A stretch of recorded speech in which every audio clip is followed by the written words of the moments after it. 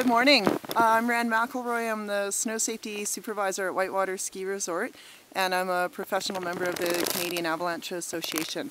And I'm out here with Backcountry Skiing Canada to talk about our local avalanche conditions for the day.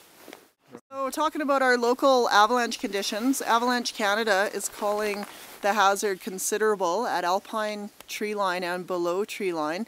And locally what we're dealing with out here, we have anywhere from about 40 to 50 centimeters sitting on top of a rain crust. And right on top of that rain crust is a thin layer of surface hoar, which is a really weak faceted layer, kind of like big feathers. So when we get the weight on top of that, when it collapses, it can propagate into large avalanches easily. So when you get into steeper terrain, there's more potential there. So yesterday we had some local skiing in our backcountry outside of our area boundary, and they triggered a size 2 avalanche. And if you just look up in the background there, you can see the crown of the avalanche. And where they came in, they probably skied into the lower angle terrain above and felt pretty confident. The low angle terrain right now is good skiing. There's that crust down there that's quite supportive. As they rolled over the convexity into the steeper terrain there, that's where the avalanche was triggered.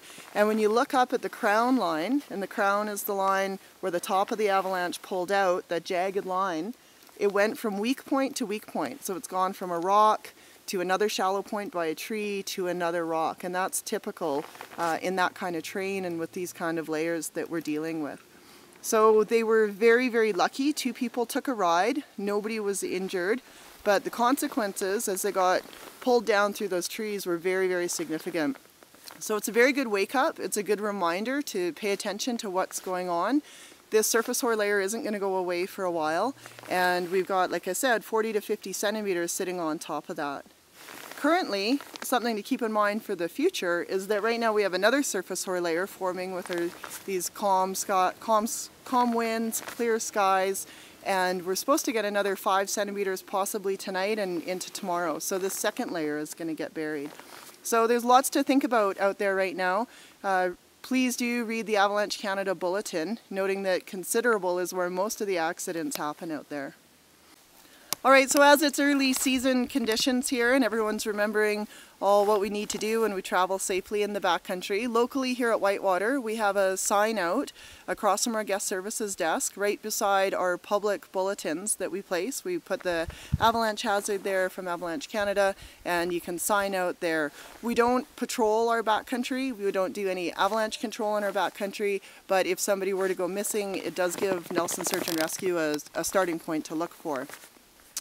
As well, just a couple reminders. Remember to get your beacon, your transceiver, your shovel, your probe.